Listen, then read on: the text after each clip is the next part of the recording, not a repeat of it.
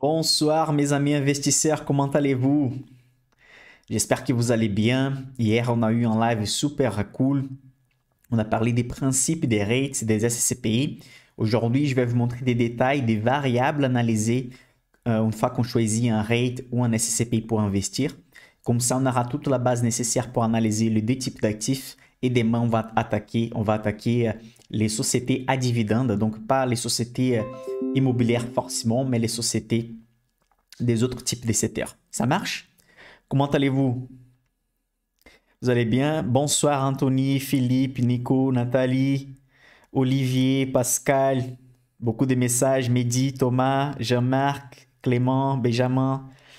Allez, on passe à la présentation. On va commencer les sujets. On ne va pas être en retard. On a beaucoup de choses à discuter aujourd'hui. Sophie ou quelqu'un d'autre peut confirmer, la vidéo elle est OK, l'audio il est bon pour tout le monde? Cool, on va commencer. Aujourd'hui, j'ai un cadeau pour vous. Je vais partager un fichier avec les résumés des rates séparés par secteur, par niveau des rendements, etc. Donc, restez avec moi pour savoir comment vous pouvez obtenir ça. OK? Allez. Bon. On a vu déjà que les marchés des rates, c'est profitable. Il a une rentabilité nette pareille au SP500, mais avec une volatilité plus petite. Et si on compare avec la rentabilité brute, il fait même des rentabilités plus élevées sur les 20 dernières années. Mais est-ce qu'il est toujours le temps de déplacer de l'argent sur les rates, sur les actifs à dividendes? Est-ce que les trains, elle est déjà passé? Est-ce qu'on a raté les trains? C'est ça qu'on va analyser aujourd'hui, la taille de marché. On verra encore un peu plus de détails par rapport les rates aujourd'hui. Ok, quelques détails par rapport l'historique, par rapport la rentabilité, avant que je présente les noms de quelques rates et les fichiers que je vais partager avec vous, que c'est super cool. Ça marche? Parfait. Allez. Donc, déjà, il faut savoir que les rates, ils sont cotés à la bourse américaine, mais ça ne veut pas dire que les investissements sont faits que sur les territoires américains. Il y a beaucoup de rates qui investissent aussi un peu partout. La majorité vont investir sur les territoires américains, mais il y a des rates qui sont diversifiés dans le monde entier. Il faut savoir aussi que les rates, ils possèdent une chose super intéressante, c'est qu'ils investissent sur certains secteurs qu'on ne peut pas acheter, par exemple, en Europe. Par exemple, les tours de transmission d'énergie, par exemple, les antennes de télécommunications qui sont installées dans un certain terrain et simplement les locataires, ça va être une société de télécommunications qui va payer les loyers. On ne va pas avoir ce type d'investissement en Europe. Ok, donc vraiment, c'est un management professionnel. Et bon, et donc les rates ont commencé en 90 aux États-Unis, donc ça date déjà plus de 40 ans, donc c'est assez solide.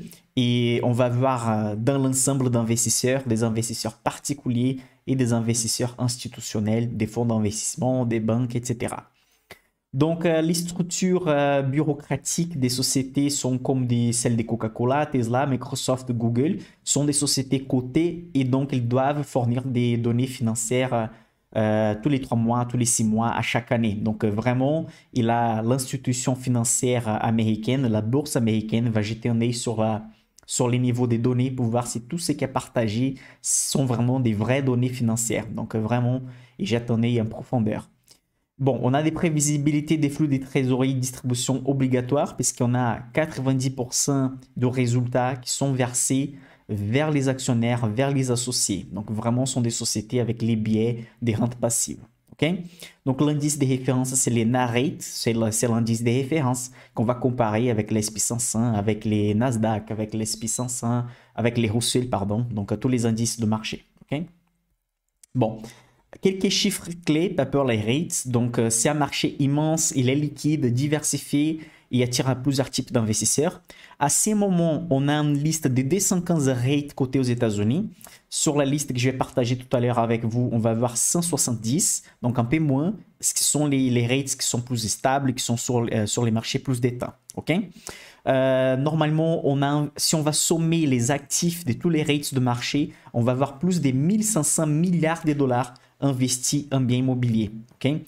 Et les volumes quotidiens des transactions, ça dépasse les 10 milliards par jour des négociations d'achat et vente sur les marchés des rates. Les investisseurs institutionnels détiennent plus de 80% donc des parts des REITs. Et donc, c'est ça que c'est intéressant à savoir, c'est que vraiment, on est partenaire des institutionnels, des fonds d'investissement qui ont un management professionnel, qui investissent sur des choses forcément rentable. C'est ça la différence d'acheter un bien immobilier à côté, physique.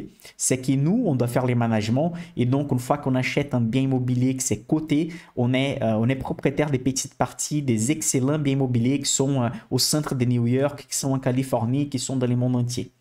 Et une information très importante, 25% des Nord-Américains investissent sur les REITs. Un foyer sur 4 des Américains investissent sur les REITs. En fait, ils sont incités depuis qu'ils sont petits à investir dans la bourse, à investir sur les rates, à investir sur l'immobilier. Donc, les marchés américains, on sait que c'est les marchés les plus importants du monde. Et c'est une question culturelle aussi d'investir, de faire la retraite avec de la rente passive. Il ne faut pas compter avec l'État. Les Américains ont appris ça dans leur propre culture et façon d'être.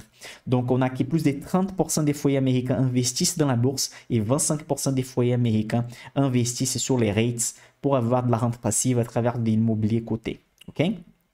Bon. Je sais que pour certains, surtout pour les plus jeunes, dira ok, c'est moins cool d'investir sur l'immobilier à côté, c'est plus cool d'acheter des small cap et SP500. Je sais bien que vous pouvez penser ça parce que moi, même comme analyste financier, la majorité de mon portefeuille s'est investi sur les petites sociétés cotées dans la bourse. Je suis analyste financier et j'essaie de trouver le maximum possible de rentabilité.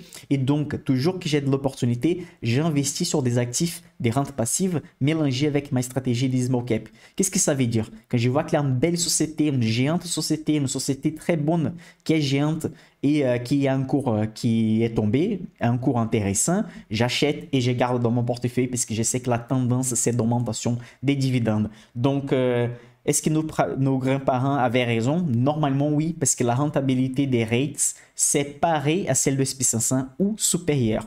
Sur les 10 dernières années, le SP500 a gagné par différence de 1 ou 2%, mais pendant l'historique des dernières décennies, on a que les rates ont battu le SP500.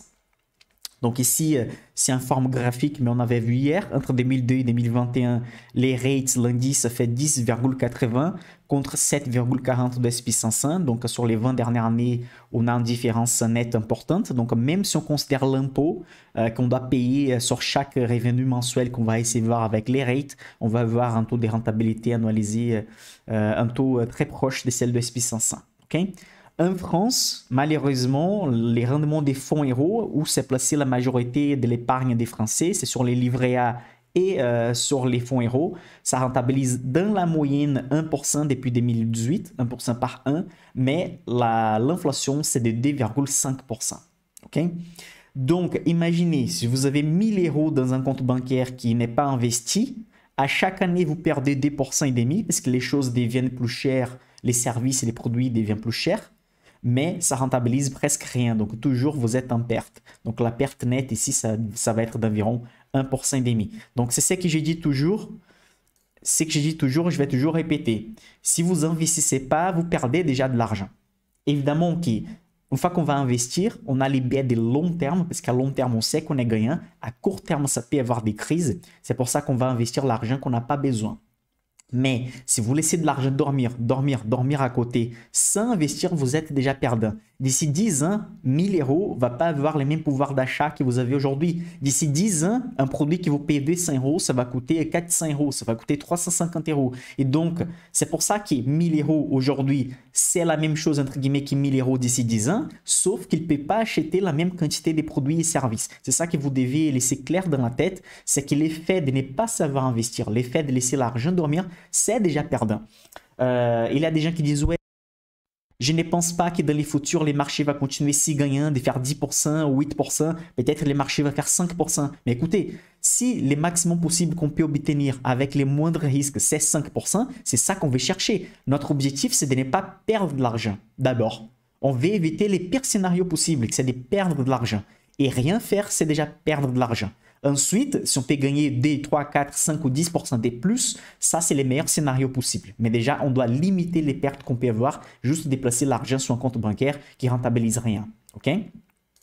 Donc, ici, sur la présentation, Je passe, donc ça c'est l'indice Narrate avec une courbe plus actualisée. Donc vous avez des 2018 jusqu'à 2022. Donc vous avez ici au milieu du graphique la baisse de la pandémie de 2020. Donc vous avez la baisse qui a baissé d'environ 750, 800 vers 650, 600. Donc une baisse importante. Après la crise de Covid, ça a commencé à repartir vers les hauts à nouveau. Parce que bon, les biens immobiliers, évidemment, surtout les biens immobiliers liés au bureau, et ils étaient vides, donc il n'y avait pas des locataires qui payaient, etc. La pandémie a touché énormément les marchés immobiliers. Ensuite, on a eu la récupération de Covid, ça commence à être normal à nouveau. On a eu la hausse énorme. Et maintenant, à cause de l'inflation énorme et augmentation des taux d'emprunt du gouvernement américain, on a eu la baisse de 950 à 750, ce qui montre que c'est un bon point d'entrée pour les investisseurs de long terme.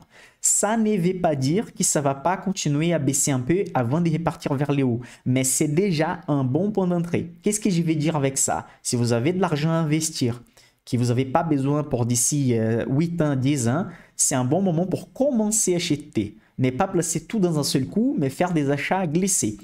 Les gens qui sont dans les lives ici, il y a beaucoup d'investisseurs qui investissent déjà, savent très bien les concepts de DCA. DCA, c'est simplement des achats réguliers. À la place de placer 10 000 euros dans un seul coup, vous faites 10 achats de 1 000 euros. Comme ça, vous évitez les pires scénarios possibles. C'est quoi les pires scénarios possibles? C'est les scénarios où vous placez l'argent aujourd'hui et demain, ça tombe plus. Donc, on veut limiter ça. On place ces mois, les mois prochains. Comme on sait qu'à long terme, la tendance est haussière, il y aura des mois qu'on va acheter un peu plus cher, un peu plus bas, mais à long terme, sur une année, on va glisser ces achats-là pour obtenir de la rentabilité presque assurée. Donc, ce qu'on veut, comme j'avais dit, c'est limiter les risques, limiter les pertes. On veut gagner, on doit rester sur les longs termes et donc les achats réguliers, c'est la meilleure façon de les faire. Vous pouvez voir que les niveaux de marché à ces moments, c'est entre les sommets avant Covid et entre la baisse énorme du Covid. Donc, on est sur une région aussi qui commence à être proche à celle de la crise de Covid, ce qui montre un bon point d'entrée. Bon, les meilleurs moments pour investir sur l'immobilier étaient une fois que les intérêts étaient plus élevés et je vais vous montrer pourquoi. Évidemment que pour les gens qui souhaitent acheter un bien immobilier, maintenant ça va être plus cher. Les crédits, parce qu'on va payer des intérêts plus élevés, mais pour investir sur les rates, c'est un bon moment, je vous montre pourquoi. Ça, c'est un graphique entre 72 et 2022 qui montre la rentabilité des rates et montre la rentabilité du S&P 500. Remarquez une chose intéressante ici. En bleu foncé, on a combien a rentabilisé la part, ça veut dire l'action est valorisée ou les biens immobiliers en soi est valorisé. Et en bleu clair, on a simplement les dividendes, ok? Parce qu'une fois qu'on va gagner dans la bourse, on va gagner avec les rates. Il y a deux façons de gagner, avec la valorisation de l'immobilier et avec les rendements, les loyers qu'on va recevoir. Donc, les loyers sont en bleu clair et la valorisation de l'immobilier ou de la part de l'action, c'est en bleu foncé. Okay? Donc, vous voyez qu'à gauche, low inflation. Pendant les périodes d'inflation qui sont d'inflation peu élevée, donc d'inflation de 1%, 1,5%, l'S&P 500 a la tendance de gagner des rates. Donc, il va faire une rentabilité plus élevée. C'est pour ça que sur les 5 ou 10 dernières années, l'S&P 500 a fait une rentabilité de 1-2% de plus parce qu'entre 2010 et 2020, les marchés faisaient que monter avec d'inflation peu élevée. Moderate inflation, au milieu, inflation modérée, c'est considéré entre 2 et 7% dans cette étude, ok? Et high inflation à droite, on a l'inflation élevée au-delà des 7%. C'est ça qu'on trouve maintenant au marché américain. Inflation de 8,5%, c'est prévu pour cette année. Donc, pendant les périodes de haute inflation et d'inflation modérée, donc, on va avoir moins de valorisation par rapport à l'épargne, par rapport à la valorisation de l'immobilier, valorisation des actions, mais la partie des rendements, la partie des dividendes qui tombent vont compter beaucoup pour les rendements, vont compter beaucoup pour les gains. Pourquoi? Imaginez qu'on va avoir d'inflation élevée, cette inflation elle est repassée aux locataires. Imaginez par exemple les locataires des biens immobiliers ou des bureaux, quelque chose comme ça. L'inflation est augmentée, simplement les fonds d'investissement vont dire aux locataires, écoutez, j'ai besoin d'augmenter de 8% la location à ces moments, les loyers ça va augmenter, vous devez payer ça parce que c'est normal, toutes les choses vont augmenter. Et donc c'est facile pour les rates de passer l'inflation vers les consommateurs, vers les locataires. C'est plus facile pour les rates que pour les actions en soi. Certaines niches d'actions, c'est facile de faire ça aussi, comme les luxes par exemple. une personne des classes moyennes, un riche, il s'en fout si ça va augmenter les prix d'un sac de 8%, 10%. Mais il y a certains secteurs, par exemple les secteurs des voitures, automobiles, la vente des consommations des bases. Certains secteurs, ils ne peuvent pas simplement monter un 10% le prix d'un certain produit. Donc c'est difficile de repasser cette valeur en hausse vers les clients. Pour les rates, comme sont de l'immobilier, c'est plus facile de repasser cette valeur-là. Okay? Surtout pour les gens qui vont louer, sont normalement des sociétés. Ce ne sont pas des personnes, des particuliers. Ça marche?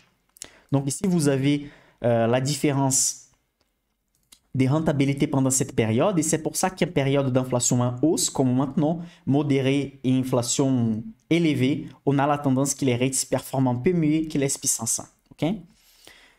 Bon, excellent, mais il faut toujours penser à un risque et rendement. Risque et rentabilité. Qu'est-ce que ça veut dire? Donc maintenant, on va comprendre les concepts des risques et rentabilité. Ok? Je vais voir si vous êtes là dans les chats. Je vais voir qui est arrivé après. Bonsoir Antonio, Fabrice, Alain qui est arrivé après. Allez, allez. Bon dia, bonsoir, bonjour. Allez. Donc ici, pour faire un peu cliché d'un Brésilien, je vais comparer les risques et la volatilité avec les foot. Est-ce que vous êtes préparés?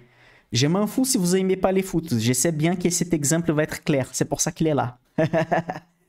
Imaginez qu'on va penser les risques et la rentabilité, les risques et les rendements. On va comparer avec les performances des joueurs au foot. OK?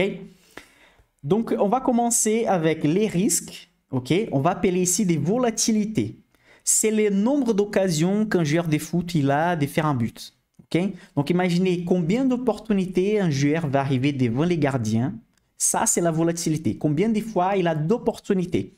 Si on fait un parallèle avec les marchés, c'est comment notre actif il va répondre aux nouvelles de marché. L'augmentation d'inflation, l'augmentation simplement d'une certaine attitude du gouvernement, comme par exemple diminuer un autre taux, augmenter par exemple les taux d'intérêt.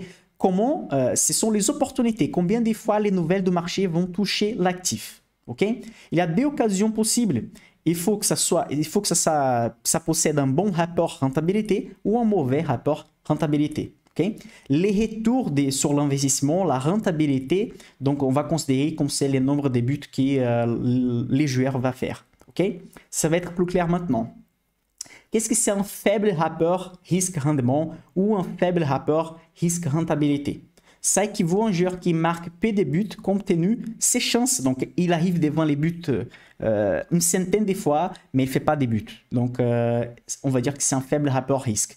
Quelles sont les comparaisons qu'on fait avec les marchés financiers? Avec les marchés financiers, on a beaucoup de bonnes nouvelles qui arrivent dans les marchés, mais l'actif, il ne monte pas. Okay?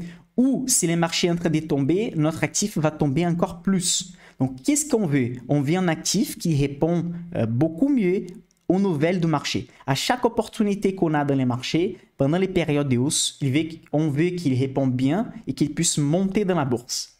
Bon, qu'est-ce que c'est un bon rapport risque-rentabilité de coût? Ça veut dire que pour un joueur, à chaque fois qu'il arrive devant les gardiens, il va faire les buts. Pour un actif, ça veut dire qu'à chaque nouvelle qui arrive dans les marchés, il fait que monter, monter, monter. Et s'il a des mauvaises nouvelles qui arrivent dans les marchés, qu'est-ce qu'il va faire? Il va tomber moins que les restes du marché. Et c'est exactement ça que les rates font normalement pendant les crises de marché, que les sociétés à dividendes font pendant les crises de marché. Pendant que les marchés baissent, c'est normal. Si les marchés baissent, les rates vont baisser aussi, les obligations vont baisser aussi, les cryptos vont baisser aussi. Qu'est-ce qu'on veut? On veut limiter cette baisse pendant les baisses de marché et on veut que ça monte encore plus pendant les hausses de marché. Donc, les rapports des risques, rentabilité des rates, c'est intéressant et c'est pour ça que pour la majorité d'investisseurs, je pense que l'investissement sur des actions à dividendes, l'investissement sur les rates, des rentes passives, l'investissement sur les SCPI, c'est la meilleure manière de commencer à investir et même de continuer pour le reste de la vie parce que c'est facile de comprendre. Je suis partenaire d'un certain actif qui va me verser une certaine somme d'argent à chaque mois ou à chaque trimestre ou une fois par an. Et de cette manière, si je n'ai pas besoin de cet argent maintenant, je peux utiliser cet argent pour acheter encore plus de parts de cet actif. Et donc, ça fait un effet boule de neige. Je reçois les loyers, j'utilise les loyers pour acheter encore plus d'immobilier. Et donc, cet immobilier va augmenter les montants, va générer encore plus de loyers que je vais utiliser pour acheter encore plus de biens immobiliers. Et donc, ça fait un effet boule de neige qu'on va regarder après la 6e et 7e année d'investissement ça commence à faire une boule de neige et ça commence à monter beaucoup plus rapidement les montants qu'on investit, les montants d'argent qu'on possède sur les investissements. OK?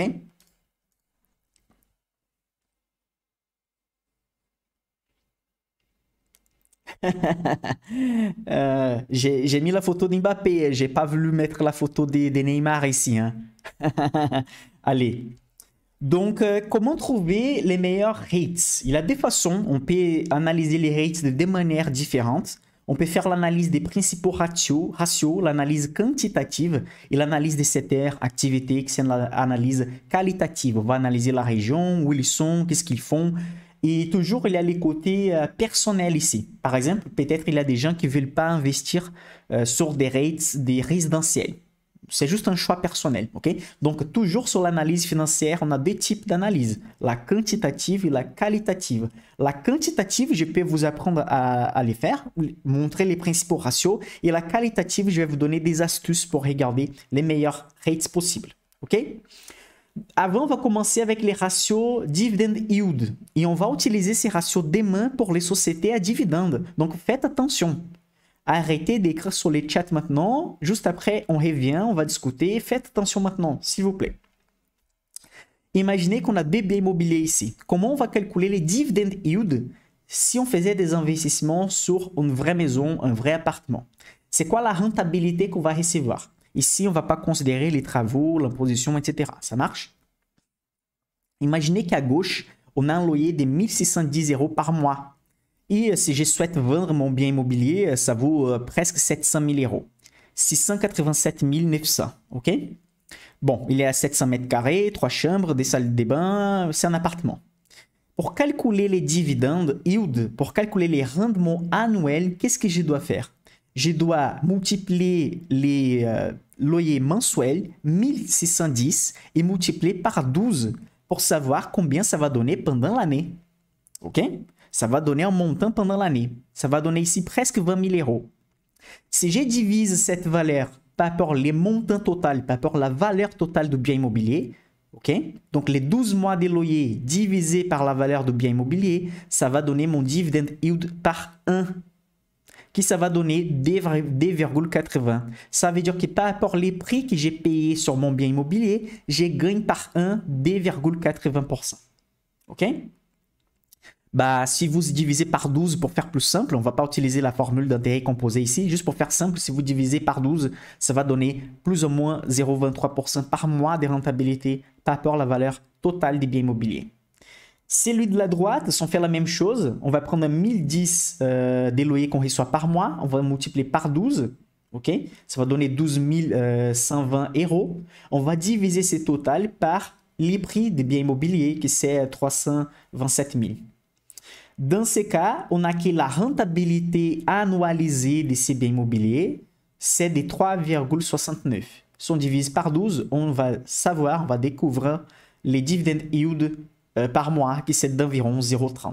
Donc, vous voyez qu'on ne peut pas simplement dire un loyer de 1600, c'est mieux qu'un loyer de 1000 €. Pourquoi? Sur celui de 1600, vous avez dépensé plus pour acheter les biens immobiliers. Donc, votre rentabilité, dans ces cas, si on fait ces ratios, va être plus faible que celui qui a payé 327 000 et arrive à louer l'appartement à 1000 €. Donc, c'est ça que vous devez connaître. C'est un ratio super important et c'est un ratio qu'on va utiliser pour les actions à dividendes demain. Pour les actions à dividendes, ça fonctionne comment? Je vais diviser les dividendes que je vais recevoir par 1 par rapport les prix qu'on a payés sur l'action. Ça va donner combien de rendements on possède. Les mots dividend yield en anglais, c'est la même chose que rendement en français. OK? Donc, les DY là, les DY, dividend yield, c'est les rendements qu'on possède. Est-ce que c'est clair dans cet exemple que parfois un loyer avec un montant plus cher, par exemple un montant plus important de 1600, est moins rentable qu'un loyer de 1000 € qu'on a dépensé moins pour l'appartement? Je pense que ça c'est clair pour tout le monde. Est-ce que c'est clair pour vous?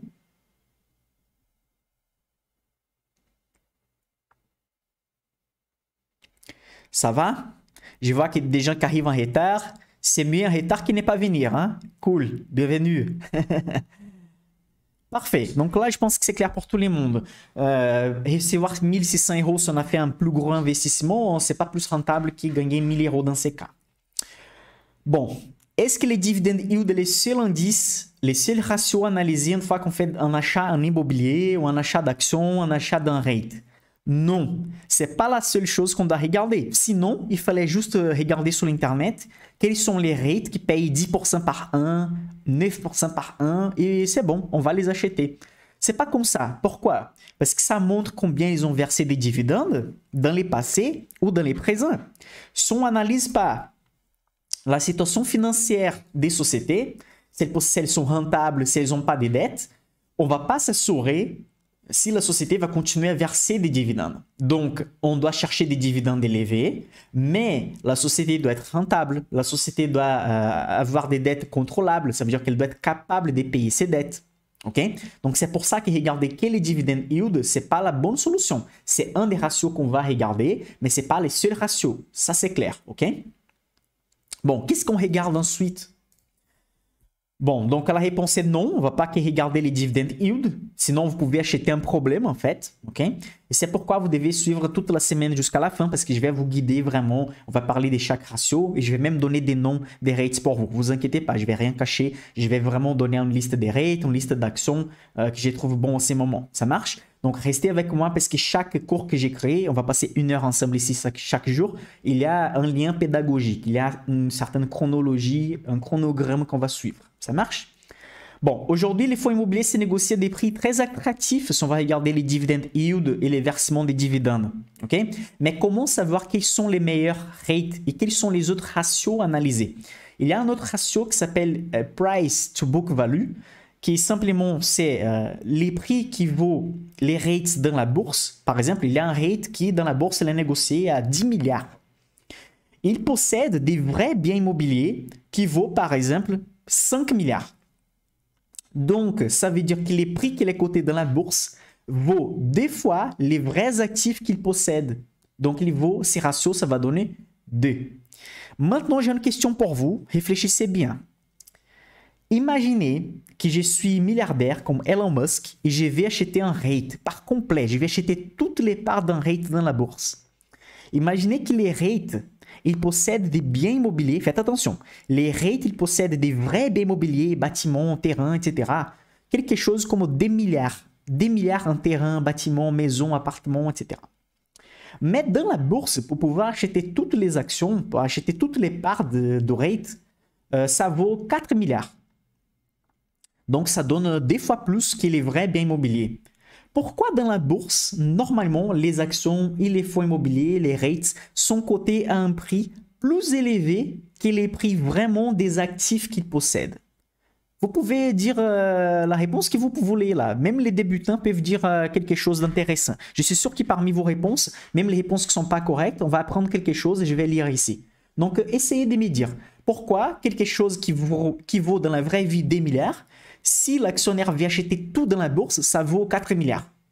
Et ça, c'est ces ratios P to Price Book. Ça veut dire les prix que ça vaut dans la bourse divisé par rapport à la vraie valeur dans la vie, dans la valeur actif net. Okay? Pourquoi cette valeur, normalement, c'est supérieur à 1? Ça veut dire que c'est plus cher que dans la vraie vie. Pourquoi?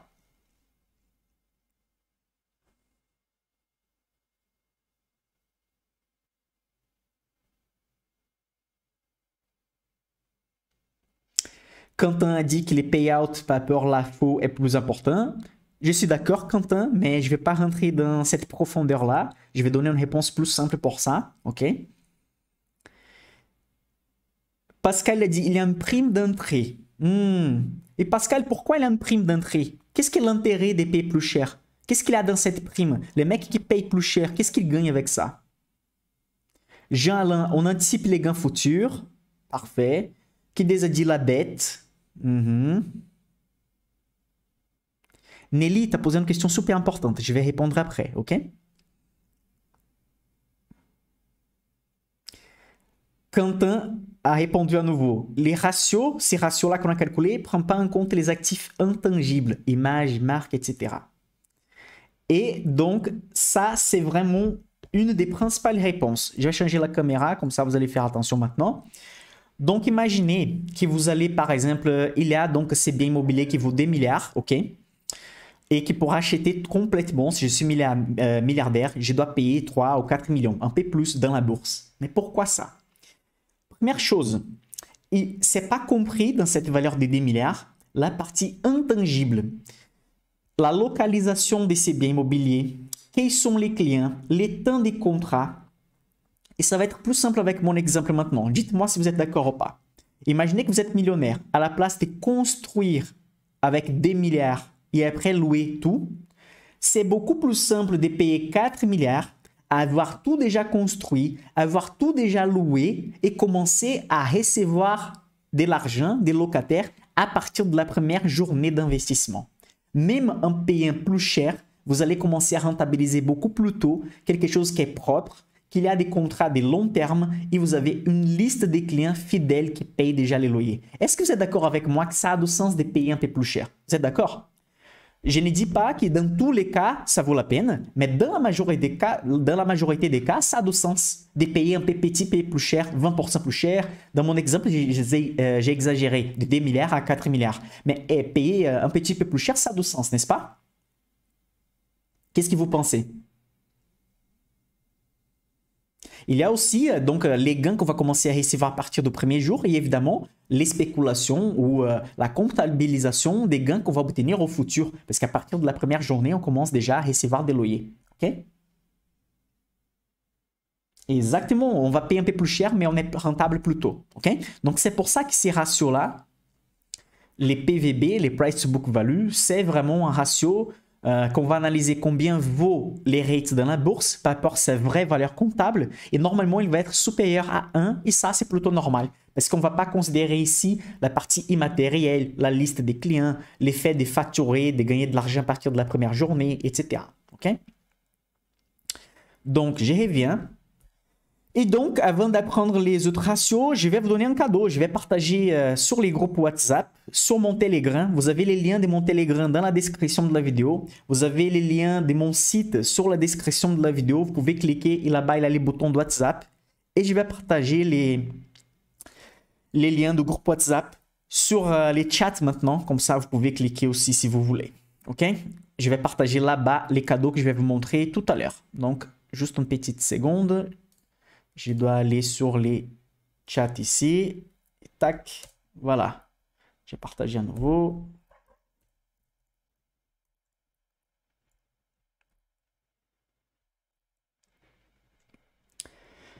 Donc, qu'est-ce que c'est ces cadeaux? Allez.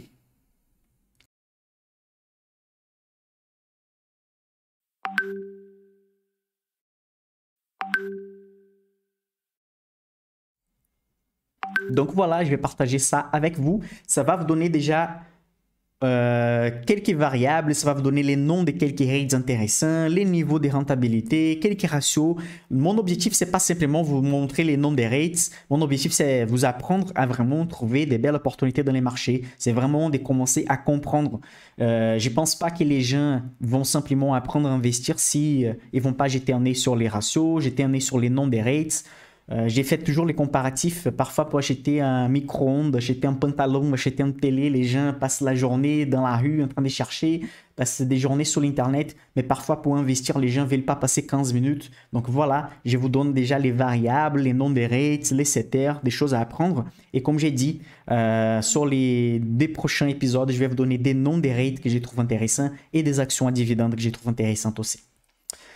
Bon, quels sont les secteurs qui étaient plus rentables entre 1994 et 2019? Évidemment que les marchés en 1994 et les marchés en 2019 ont changé un peu. Hein. Avant les années 2000, l'Internet n'était pas là comme on a aujourd'hui. Donc aujourd'hui, par exemple, on a l'Internet, on a donc que les bureaux sont plus utilisés qu'avant. Donc on a certaines choses qui ont changé dans les marchés. Ça marche? Je vais placer les cadeaux sur les groupes WhatsApp. Je vais envoyer par mail et je vais envoyer sur les Telegram après ces lives-là. OK? Donc, une fois que je termine les lives, dans 5 minutes maximum, vous allez recevoir dans les groupes WhatsApp, dans les Telegram ou par mail si vous êtes inscrit dans la newsletter. Ça marche? Ah, vous avez rien entendu sur les tableaux? Ah, dommage. Est-ce que c'était sans volume, sans son pour tout le monde quand j'ai montré les tableaux? J'ai fait à nouveau, j'ai présenté à nouveau. Pas de souci, on va revenir. Désolé par rapport à ça. Problème technique, ça arrive, hein, ça arrive. Désolé.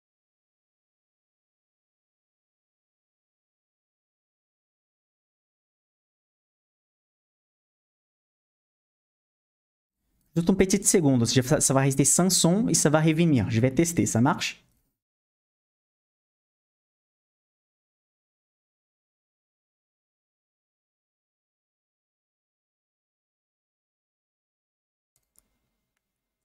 Est-ce que tout le monde m'entend maintenant? Est-ce que c'est bon?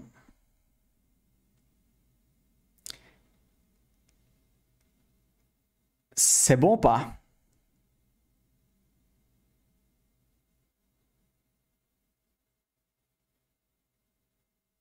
Son. Et maintenant? Ah, là c'est bon, non? Allez, je vais présenter à nouveau rapidement, ok? Désolé par rapport à ça, hein. C'était pas prévu, évidemment. Donc ici sur les fichiers, je vais expliquer que vous avez les codes que vous pouvez chercher dans les codes que vous pouvez chercher sur votre courtier d'investissement. Vous avez les noms du rate, ok? Vous avez les setters, vous avez la capitalisation, combien il vaut dans la bourse. Vous avez les rendements annuels, qui est ici, ça marche. Vous avez les PR, qui c'est un ratio de valorisation qu'on va parler en détail demain. Et les ratios prix sur vente aussi, on va parler demain en détail. Ensuite, on a les prix sur les actifs, c'est les ratios qu'on vient de discuter tout à l'heure. Combien les rates il vaut dans la bourse par rapport à sa vraie valeur dans la vie réelle. Ok? C'est ces ratios ici. Donc, il a les volumes de négociation aussi du rate. Donc, vous avez ici 170 rates dans la liste. OK? Donc, vous avez ici les rates. Et donc, qu'est-ce que j'ai fait? Et je vais vous envoyer où ça? Dans la description de la vidéo, il y a les groupes Telegram. Il y a aussi mon site où il y a un bouton qui ramène vers WhatsApp. Il y a aussi le WhatsApp que je vais partager les liens comme j'avais fait avant sur les chats de notre conversation. Après les lives, je vais partager ces documents avec tout le monde. Les liens que je partage, c'est de notre groupe WhatsApp. Ça marche? Qu'est-ce que j'ai fait ici dans ces fichiers? Ces fichiers, j'ai filtré. Je suis venu ici sur un deuxième onglet et j'ai sélectionné seulement des rates qui ont plus de valeurs que 10 milliards. Donc vraiment les G1. C'est pas obligé de faire ça, mais j'ai décidé d'être plus conservateur. OK? Ensuite, j'ai filtré que des rates qui possèdent un rendement plus élevé que 2%. OK? Donc voilà, il n'y a que des rates qui ont plus de 2% de rendement annuel. Ensuite, qu'est-ce que j'ai fait? Je suis venu ici et j'ai filtré les price to book value. C'est la variable qu'on a pris tout à l'heure. J'ai décidé que je ne vais pas acheter des rates qui ont une valeur inférieure à 0,7. Ça veut dire qu'ils sont trop sous-évalués, donc peut-être il y a un problème.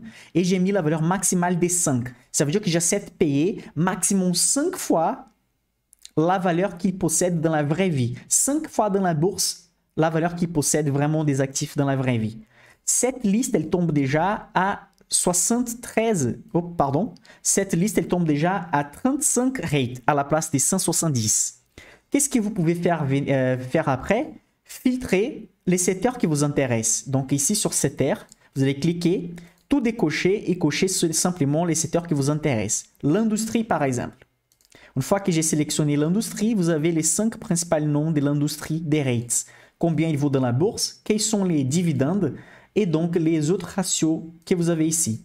Par exemple, ce troisième ici, il a un rendement de 5% par an et un price to book value, ça veut dire qu'il vaut 84% plus que sa valeur réelle dans la vie réelle. Il vaut dans la bourse presque 2 fois, donc c'est acceptable. J'avais dit que la limite qu'on accepte pour les rates, c'est 5. Donc, vous pouvez jouer ici après, ok? Et donc, ces fichiers, je vais vous envoyer sur WhatsApp, sur Telegram et par mail juste après ces lives-là. Ils ne sont pas encore disponibles là-bas. Vous avez le temps de rentrer dans les Telegram, rentrer dans les WhatsApp et juste après les lives, je vais partager ça, ok?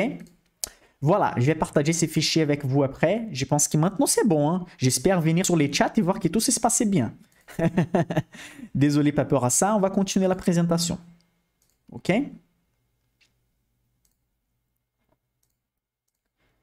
Est-ce que ça va maintenant?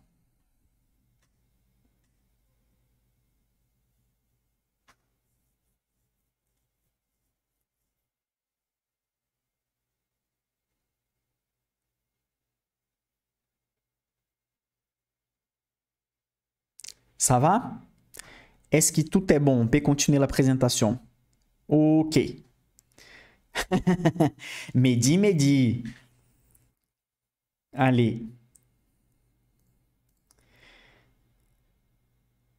Ray, t'as laissé un commentaire? T'inquiète pas, je vais voir tous les commentaires que vous faites en dessous de chaque vidéo. Ça marche? Allez. Donc ici, on a la liste des secteurs des rates et sa performance par 1 entre 94 et 2019. Donc vous avez l'industrie avec 14, vous avez les bureaux avec 12, les résidentiels avec 13, la santé 13, les lodging resorts 10, les self-storage 16. On va parler un peu plus de ça prochainement. Les self-storage, vous savez, dans les films américains, toujours il y a un foyer ou quelqu'un, les pères des familles, qui va louer une petite salle ailleurs. Et dans cette salle, il va poser des objets de la maison, les canapés, un petit bateau, etc., des livres. Donc, les self-storage, il y a une recherche qui montre que 10% des foyers américains, 10% des foyers américains font des loyers de self-storage. Ça veut dire qu'ils payent par mois pour pouvoir placer leurs objets dans un autre endroit, dans une salle, dans une autre région de la ville, proche de chez eux. Okay? Et ça donne une rentabilité annualisée de 16% par an. Et on a même les comparatifs avec les SP500 dans cette époque-là, entre 1994 et 2019, ça donne 9,3%. Okay? Ici, on a quelques rates comparés au SP500. Et donc ici, vous avez 4 rates qui ont rentabilisé beaucoup plus que le SP500 début 1994. Les First Industrial Realty, qui c'est un rate qui investit que sur les industries. Les Equinix, qui va avoir plusieurs bureaux et appartements. Vraiment, Equinix, il est très bien diversifié. C'est un rate, un parmi les plus connus des États-Unis. Okay? Il a rentabilisé 391% depuis 2014. Vous avez les Crown Castle International, qui c'est un rate super connu aussi, qui a fait 308%.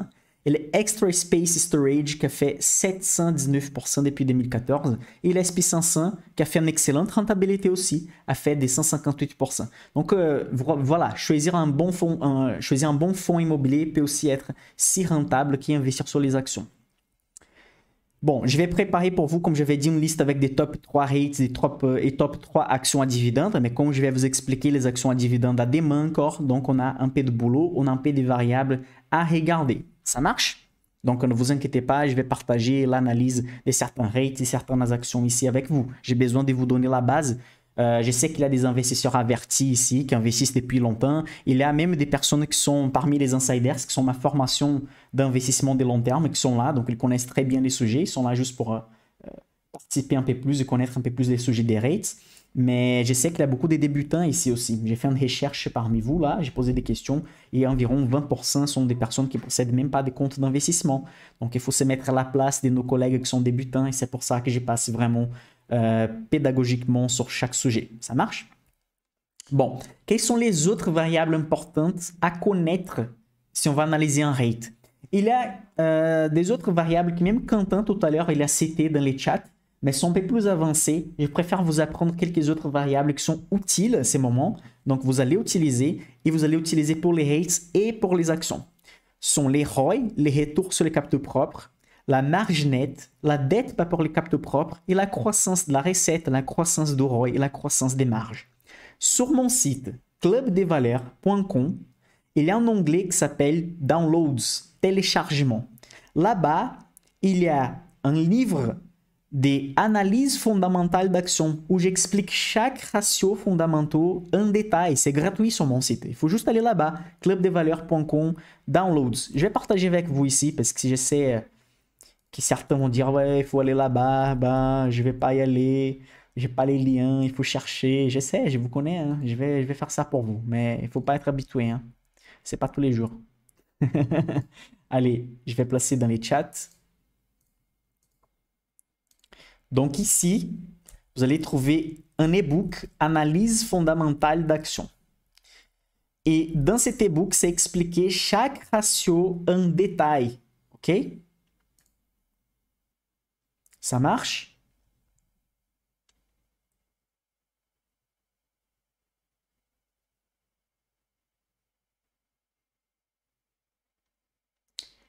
Vous avez les liens là?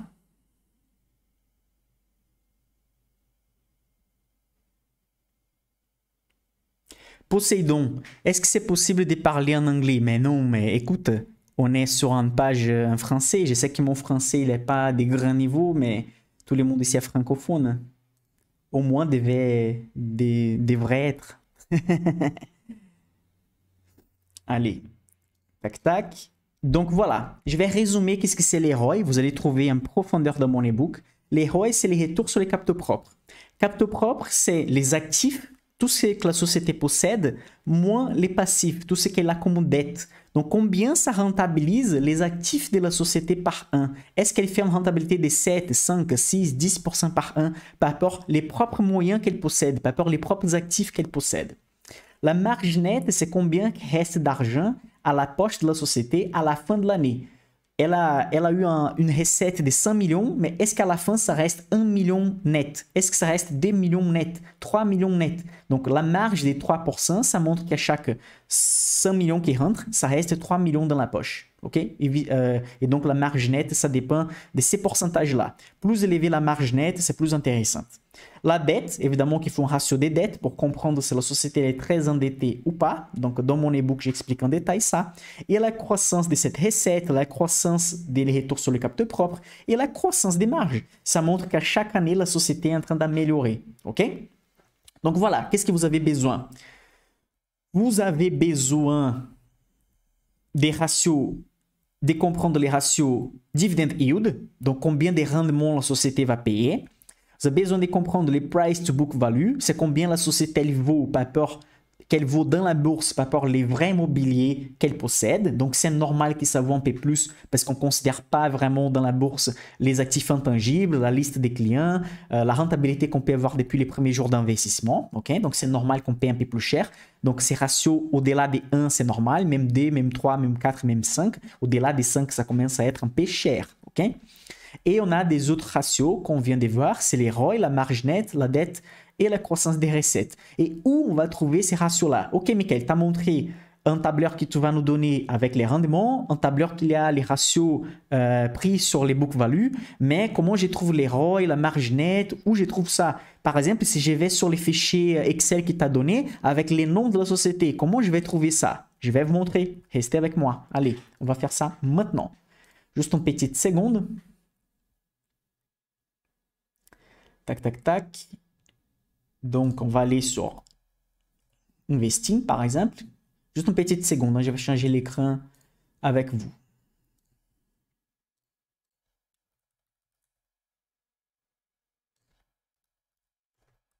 J'ai besoin... Je vais changer l'écran. Tac, tac. Donc, par exemple, on est sur Investing ici. C'est un site qu'on va utiliser pour analyser les ratios. Qu'est-ce qu'on doit faire? On va chercher les noms de la société. OK? Donc, recherche sur les sites. Par exemple, Prologis. C'est une société qui est dans la liste que je vais partager avec vous. On va cliquer sur la société. Ensuite, on va venir sur Profil financier, ratio. Voilà. Donc, j'ai écrit les noms de la société en haut. J'ai fait Profil financier, ratio. Et ici, on va trouver les cours sur la valeur comptable de la société, qui c'est les ratios P sur BV, c'est les price to book value. On va trouver la marge nette des 12 derniers mois et la marge nette des 5 derniers mois. OK? On va trouver des ratios, si on descend plus en bas, les retours sur les capteurs propres, donc les ROI que je viens d'expliquer. OK? On va trouver les dettes par rapport aux capteurs propres, donc inférieur à 5%, c'est cool. Ça peut dépasser les 5%, mais inférieur à 5%, c'est cool. Et on va trouver les rendements, donc combien ça rentabilise par an, et la moyenne annualisée sur les 5 dernières années. Donc, vous avez ici les résumés. Il suffit d'aller sur les tableurs que j'ai partagés avec vous. Donc, par exemple, ici, donc, je vais sur Excel. Voilà. Donc, sur Excel, vous pouvez trouver les noms des sociétés, filtrer, etc. et ensuite vous allez sur Investing pour regarder les ratios. Comment comparer les ratios? Évidemment, si un type de rate vous intéresse, vous allez comparer ces ratios avec des autres rates. La marge nette plus élevée est plus intéressante. Les retours sur le capital propre les plus élevés possibles. La dette doit être la plus petite possible. Okay? Donc, vous pouvez comparer des rates d'un même secteur. Évitez de comparer des rates des secteurs différents. C'est pour ça que dans les fichiers Excel, je vous dis que vous pouvez filtrer avec des rates, par exemple, industriels. Et donc, vous pouvez comparer les ratios des rates industriels que j'ai placés ici. OK? Ça va?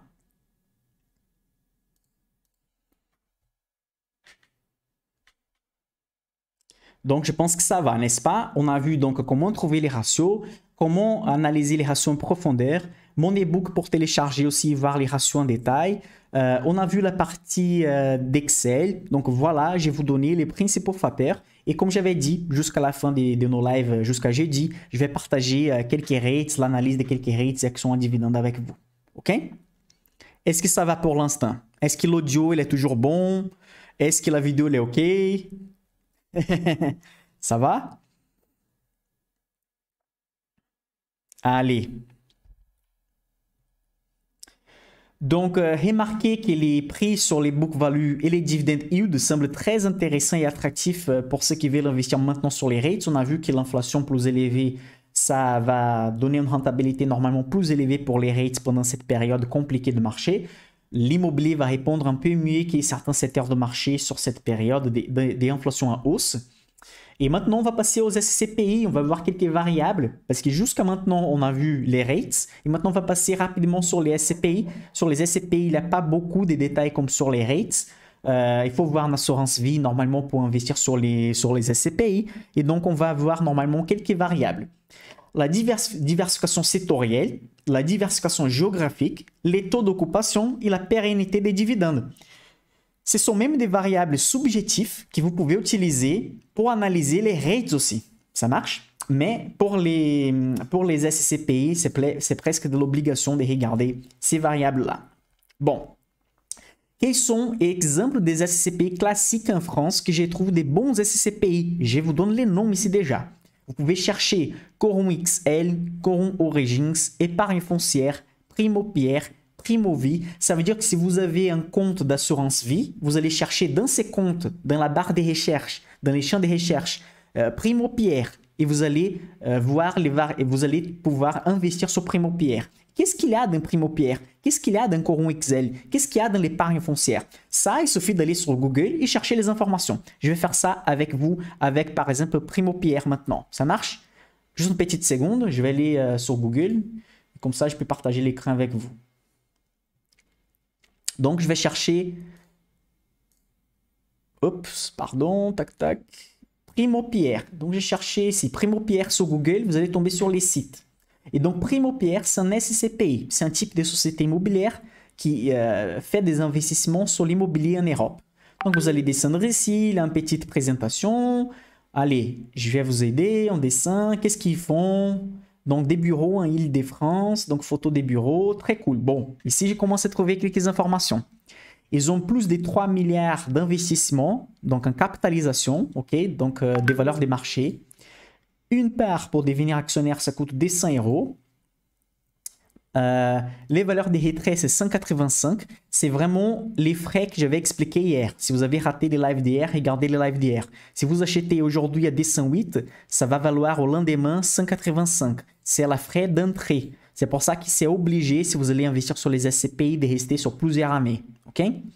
Bon, pour faire la souscription pour cette assurance vie, pour ces SCPI, il faut acheter 10 parts. OK? Mais ce n'est pas obligé. Dans la majorité des cas, pour une part, ça suffit pour être partenaire déjà. Les taux de distribution, donc les rendements, c'est de 4,77. OK? Et la rentabilité interne, c'est de 4,09. Donc, vous devez garder en tête cette valeur ici. Bon, j'ai continué à descendre et vous allez trouver normalement des autres informations. Vous avez 31 000 personnes qui sont associées à SCPI. Vous avez un taux d'occupation de 91%. Ok? Donc, c'est excellent. Au-delà des 87, 88, c'est excellent comme taux d'occupation. Ça veut dire que 91% des biens immobiliers sont occupés et les gens payent les loyers.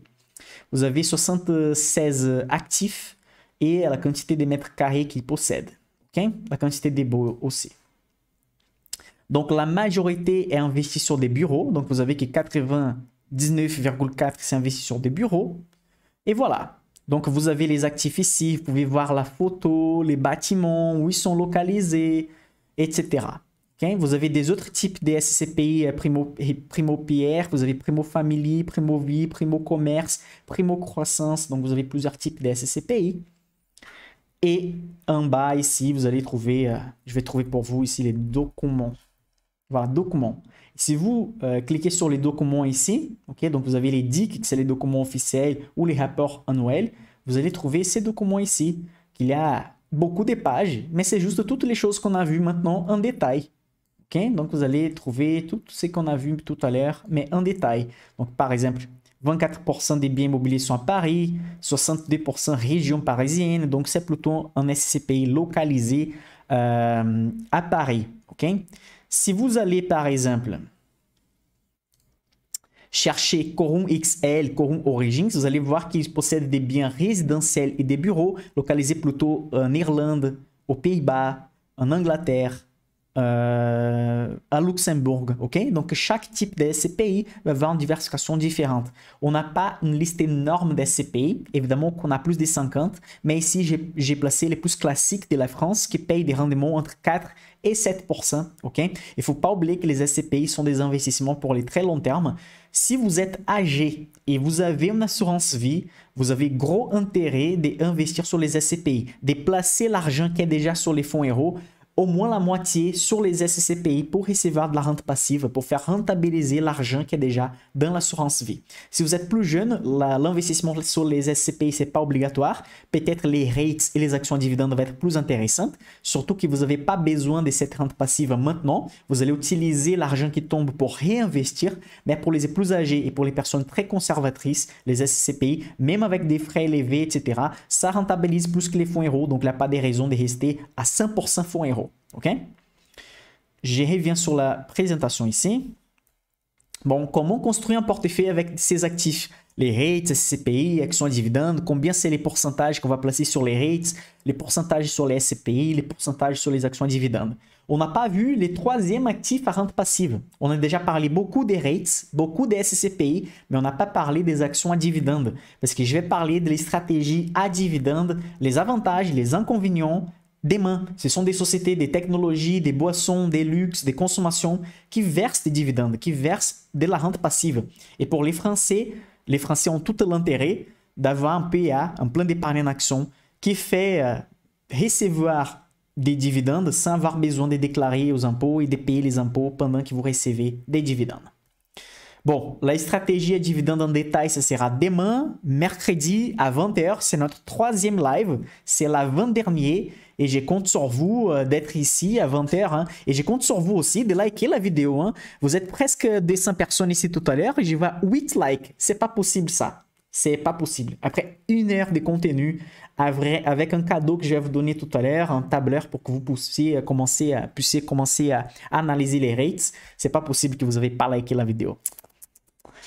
Écoutez, mes amis investisseurs, je compte sur vous aussi pour partager les liens de cette vidéo avec vos proches, avec vos amis, avec quelqu'un de la famille qui commence à s'intéresser par rapport aux investissements ou quelqu'un qui mérite à connaître les investissements. Envoyez à la personne qui vous aimez bien parce que je sais que la majorité des Français n'investissent pas, ils sont en train de perdre de l'argent qui dort à côté. Donc, ça peut être intéressant de connaître ce type de sujets. Je compte sur vous pour partager mon travail. C'est la façon que vous avez d'aider à diffuser, à partager les contenus d'éducation financière que j'ai fait ici sur YouTube. OK? Donc, je vous remercie énormément. Et demain, on verra donc les stratégies à dividendes. Donc, si vous rentrez dans les groupes Telegram, dans les WhatsApp, sur mon site, sur la newsletter Rente Passive Facile, dans 5 minutes, je vais vous envoyer les fichiers Excel que j'ai partagés tout à l'heure. Venez demain, parce que demain, je vais parler des dividendes comme vous avez jamais vu sur le YouTube français. Vraiment détail par détail. Et comme j'ai ma formation insider d'investissement, j'ai beaucoup de cas, d'exemples des personnes, des investisseurs qui sont avec moi, qui utilisent les stratégies à dividendes depuis plusieurs années. Et je peux vous montrer des vraies données, comment ça fait un effet de boule de neige et comment, même pendant la baisse de marché, c'est intéressant parce qu'en fait, les gens qui investissent sur les stratégies des rentes passives à dividendes, les marchés à ces moments tombent des 30%, 25%, mais les portefeuilles, par exemple, à ces moments, est moins 5. Ça veut dire que quand les marchés partira à plus 30 à nouveau, la personne sera carrément positive. C'est vraiment les moments, cette baisse de marché, un bon point d'entrée pour commencer à acheter sur les longs termes. Ok, mes amis investisseurs, si vous avez des questions, posez ci-dessous cette vidéo. Après les lives, les chats va disparaître, il va rester bloqué, mais on peut commenter, faire des commentaires ci-dessous la vidéo. La vidéo va rester là et donc je vais vous répondre à vos questions. Ça sera avec énorme plaisir. Ça marche? On se voit demain à 20h. Donc, n'oubliez pas de penser aux actions à dividendes, télécharger les books et de participer dans les groupes WhatsApp pour recevoir notre fichier. On se voit.